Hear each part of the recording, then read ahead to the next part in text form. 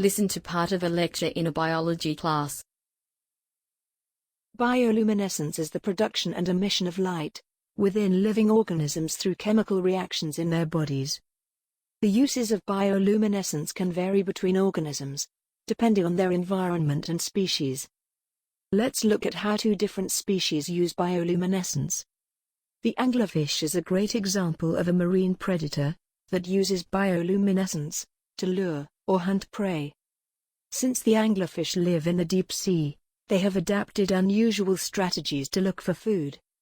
The anglerfish won't actively search for prey. Instead, they would wait for the prey to come to them. A female anglerfish has a glowing lure that hangs on top of its forehead. This bioluminescent lure looks like a light bulb on the end of a pole. Interestingly, it glows because it is where bioluminescent bacteria reside. Curious prey will come close to the glowing light, as they are attracted to it. And once a prey comes close, and is within range, the anglerfish will gulp down the prey, in a single instance. So, we can see how the anglerfish uses bioluminescence for predation. Now, let's look at another example. Terrestrial species like fireflies use bioluminescence as well, and they use it for various reasons. One primary reason is to attract mates. As air rushes into a firefly's abdomen, an organic compound causes a chemical reaction, and gives off that flashing light in the firefly's lower abdomen. Each firefly lights in a pattern unique to its species. Some will synchronize with other fireflies, and others will light in a distinctive pattern.